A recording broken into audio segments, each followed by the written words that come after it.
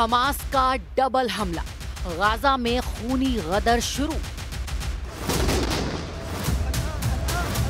Gaza गदर को 744 दिन से ज्यादा का वक्त हो चुका है, जिस सीज फायर के बाद उम्मीद की जा रही थी कि गाजा में अब हमास और इजरायली सेना के बीच खूनी झड़पें नहीं होंगी। उस गाजा में सीज फायर के बाद से 50 बार सीज फायर तोड़ा जा चुका है। सबसे खतरनाक और खौफनाक खबर तो ये है कि हमास के टॉप नेता, जिसमें हमास पोलित ब्यूरो के सदस्य मोहम्मद नज्जल हैं, उन्होंने टीवी पर दिए गए इंटरव्यू में डंके की चोट पर ऐलान करते हुए दो टूक कह दिया है कि अगर अमेरिका के राष्ट्रपति डोनाल्ड ट्रंप और इजराइल के प्रधानमंत्री बेंजामिन नेतन्याहू ये समझ रहे हैं कि हमास गाजा छोड़कर भाग जाएगा और हमास के लड़ाके अमेरिका और इजराइल के सामने हथियार डाल देंगे, तो ऐसा बिल्कुल भी नहीं होगा। हमास ना तो गाजा से भागेगा और ना ही इजरायली सेना के सामने हथियार डालेगा। हमास के नेता मोहम्मद नज्जल ने यहाँ तक धमकी दे डाली कि हमास लंबी जंग के लिए पूरी तरह से तैयार है। दूसरी तरफ अमेरिका के राष्ट्रपति डोनाल्ड ट्रंप ने अमेरिका की खुफिया रिपोर्ट के आधार पर दावा कर दिया है कि हमास के लड़ाके बहुत जल्द गाजा में फिलिस्तीनियों पर हमले करके उन्हें मार सकते हैं। ऐसे हालात के बीच इजराइल के प्रधानमंत्री नेतन्याहू ने दो टूक कह दिया है कि इजरायली सेना हमास के खिलाफ बहुत बड़े पैमाने पर हमले दोबारा शुरू कर सकती है। नेतन्याहू ने इसके साथ ही ये दावा भी किया कि हमास ने मृतक इजरायली बंधकों के शव पूरे नहीं दिए हैं, जो पूरी तरह से सीज फायर की शर्तों का उल्लंघन है। गाजा में कई जगह पर इजरायली बुलडोजर जमीन खोद कर मृतक इजरायली बंधकों की लाशें खोज रहे हैं। हालात गाजा में बहुत तेजी से दोबारा खराब होने लगे हैं। हमास का खुला ऐलान, न हथियार डालेंगे न गाजा से भागेंगे। तबाह गाजा की ये तस्वीरें साबित कर रही हैं कि पूरा गाजा एक तरह से कब्रिस्तान बन चुका है। एक एक रोटी और पानी के लिए तरसते हजारों फिलिस्तीनियों को 2 साल की जंग में एहसास हो चुका है कि अब उनका मुकद्दर अमेरिका और इजराइल के रहमो करम पर है। गाजा में 80% इमारतें तबाह हो चुकी हैं, लेकिन उसके बावजूद हमास के तेवर जरा भी ढीले नहीं पड़े हैं। हमास इजराइल के बीच हुए सीज फायर में कुछ शर्तें ऐसी हैं जिन्हें मानने से हमास ने साफ इनकार कर दिया है। हमास ने एक तरह से ट्रंप और नेतन्याहू को खुला चैलेंज दिया है। गाजा पर काबिज हमास ने अमेरिकी राष्ट्रपति डोनाल्ड ट्रंप को बड़ा झटका दे दिया है। हमास के लड़ाकों ने दो टूक कह दिया है कि वो न तो हथियार छोड़ेंगे और न ही Gaza.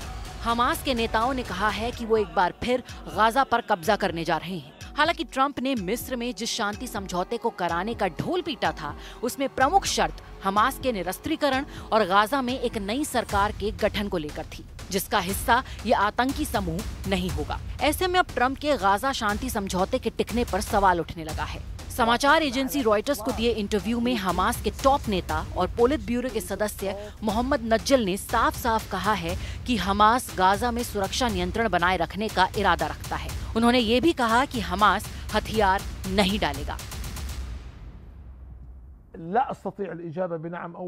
I cannot answer with a yes or no. Frankly, it depends on the nature of the project. The disarmament project you are talking about. What does it mean? To whom will the weapons be handed over? Trump का खुफिया alert, Hamas करेगा हमला। राष्ट्रपति Donald Trump ने खुफिया report के आधार पर दावा किया है कि हमास गाजा में भयंकर हमले कर सकता है। उधर इजराइल भी दावा कर रहा है कि हमास ने गाजा में भयंकर हत्याएं शुरू कर दी हैं, जिसे रोकने के लिए वो हमले कर रहा है। जबकि फिलिस्तीनी अधिकारियों का इजराइल पर आरोप है कि अक्टूबर की शुरुआत में युद्ध विराम समझौते के लागू होने के बाद से इजरायली सेना ने 47 बार युद्ध विराम का उल्लंघन किया है, जिसमें 38 फिलिस्तीनी मारे गए हैं और 143 घायल हुए हैं।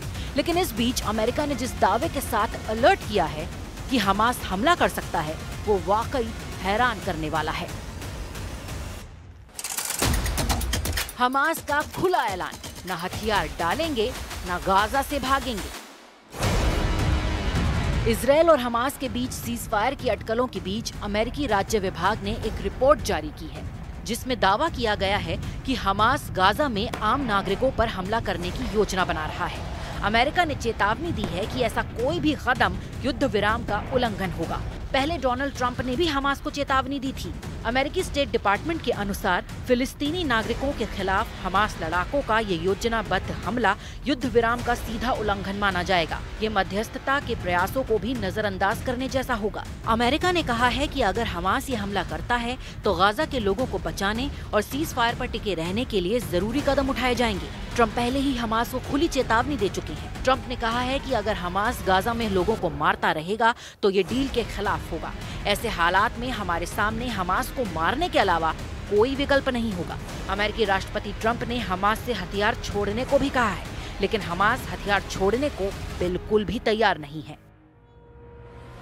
Issued a strong statement. That's right. They used to be said they're going to behave. We're going to find out if they behave. If they behave, good. If they don't behave, we'll take care of it.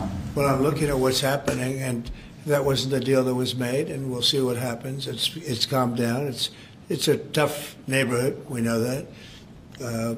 We have a commitment from them, and I assume they're going to honor that commitment. I hope they do.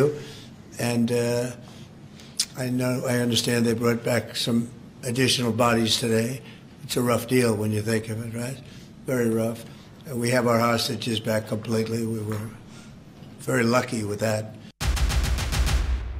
Gaza में Israeli लाशें गायब, Netanyahu ने भेजे bulldozer.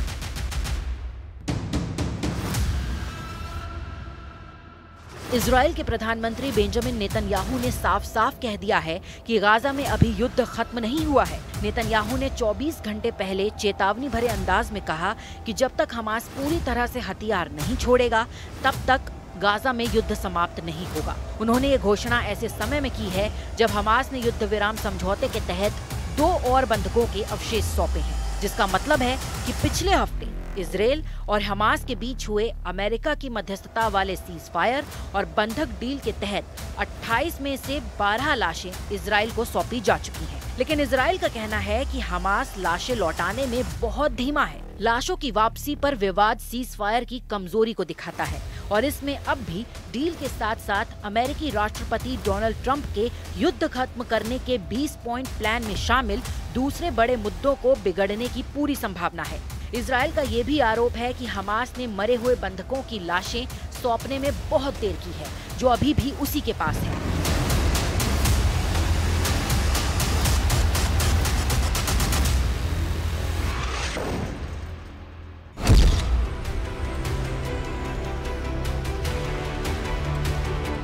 जरा Gaza के खान यूनुस से आई इन तस्वीरों को देखिए। कई इजरायली बुलडोजर काफी गहराई तक जमीन को खोद रहे हैं। तबाह इमारतों के बीच इजराइल की सेना जमीन की गहराइयों में उन इजरायली बंधकों की लाशों को खोजने में जुटी है जिसे अभी तक हमास ने इजराइल को नहीं सौंपा है। खान यूनिस में खोजी दलों ने भारी उपकरणों का इस्तेमाल करके उन इजरायली बंधकों के अवशेषों की तलाश की, जिनके बारे में माना जा रहा है कि वो 7 अक्टूबर 2023 के हमले में हमास द्वारा पकड़े जाने के बाद मारे गए थे। हमास ने बाकी 20 जिंदा बंधकों और 28 मारे जा चुके बंधकों की लाशों को देने पर सहमति जाहिर की है, लेकिन अभी तक इजराइल को सभी मृत बंधकों के शव नहीं मिले हैं।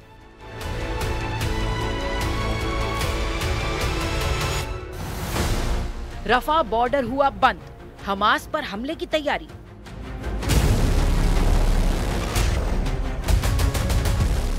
इजराइल के मृत बंधकों के शवों को लेकर नेतन्याहू आग बबूला हो गए हैं। खबर है इसी को ध्यान में रखकर इजराइल के पीएम नेतन्याहू ने कुछ बड़े फैसले लिए हैं। इजराइल के प्रधानमंत्री नेतन्याहू ने राफा बॉर्डर क्रॉसिंग को बंद करने का आदेश दिया है।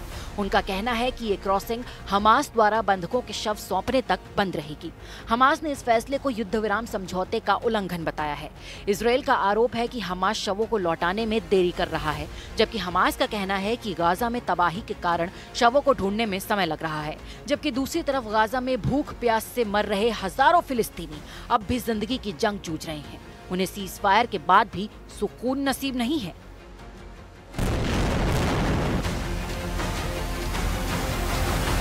لا أستطيع الإجابة بنعم أو لا. I cannot answer with a yes or no.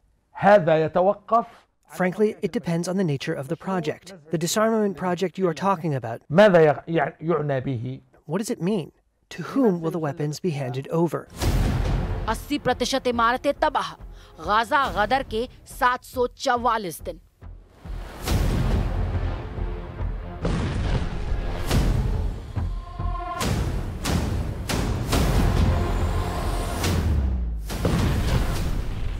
Gaza युद्ध को 2 साल से ज्यादा का वक्त हो चुका है। इन 2 सालों में गाजा की 98% खेती की जमीन बंजर हो गई है।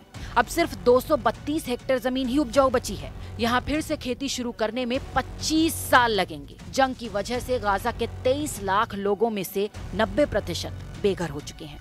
ये बिना पानी बिजली के तंबुओं में रह रहे हैं और आधे से ज्यादा भूखमरी झेल रहे हैं। 80% इलाका मिलिट्री जोन बन चुका है। यूएन की रिपोर्ट के मुताबिक गाजा में जमा 510 लाख टन मलबा हटाने में 10 साल और $1.2 ट्रिलियन लग सकते हैं। 80% इमारतें तबाह हो गई हैं, जिससे $4.5 ट्रिलियन का नुकसान हुआ है। उत्तर और दक्षिण गाजा से भगाए गए लाखों लोग अब टेंटों में बिना पानी, बिजली और दवा के दिन गुजार रहे हैं। यूएन एजेंसियों के मुताबिक आधे से ज्यादा लोग भूखमरी से जूझ रहे हैं। गाजा में फटे 13 परमाणु बम, 80 गाजा तबाह।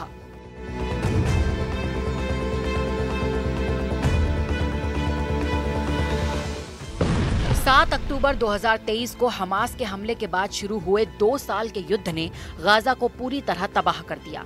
इजराइल ने 2 लाख टन विस्फोटक गिराए, जो 13 हिरोशिमा परमाणु बमों की ताकत के बराबर है। यानी इजराइल ने जिस तरह गाजा में तबाही मचाई है, जाने कितने सालों में मलबा हट पाएगा। द कैनरी में छपी एक रिपोर्ट में प्रोफेसर पॉल रॉजर्स ने दावा किया है कि नेतन्याहू की सेना ने एक तरह से गाजा को धरती का नरक बना दिया है। यूएन की रिपोर्ट के मुताबिक 80% इमारतें तबाह हो गई हैं, जिनमें से आधी से ज्यादा पूरी तरह ढह चुकी हैं। इजराइल ने 1 किलोमीटर गहरा बफर जोन और 4 सैन्य कॉरिडोर बना दिए हैं। इनमें सबसे बड़ा मोराक कॉरिडोर है, जिससे गाजा अब 2 हिस्सों में बंट चुका है। अभी गाजा के 80% से ज्यादा हिस्से पर इजरायली सेना का कब्जा है। आम गाजा वासियों की आवाजाही सिर्फ 20% हिस्से में सीमित है। गाजा में शिक्षा और स्वास्थ्य दोनों बर्बादी के निशान बन चुके हैं।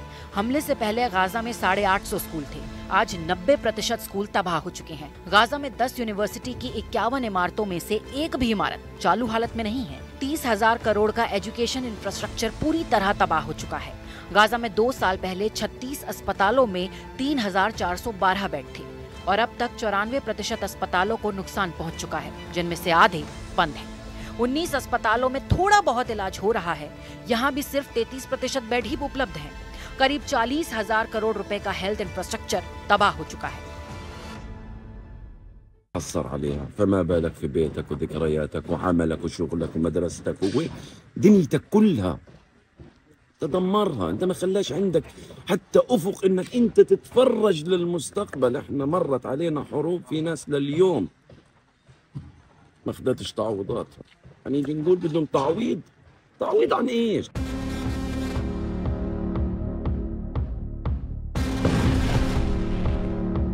रिपोर्ट के मुताबिक ब्रिटेन की ब्रैडफोर्ड यूनिवर्सिटी के एमेरिटस प्रोफेसर पॉल रॉजर्स ने ओवन जोन्स के पॉडकास्ट में कहा कि गाजा में जो हुआ वो द्वितीय विश्व युद्ध से भी बदतर हुआ। उनका कहना है कि ड्रेसडेन पर सहयोगी सेनाओं की कारपेट बमबारी से भी ज्यादा है। ड्रेसडेन में हजारों बम एक साथ गिरे थे, लेकिन गाजा में ये बम अलग अलग जगहों पर बिखरे हुए गिराए जा रहे हैं, जिससे तबाही का दायरा और फैल गया है।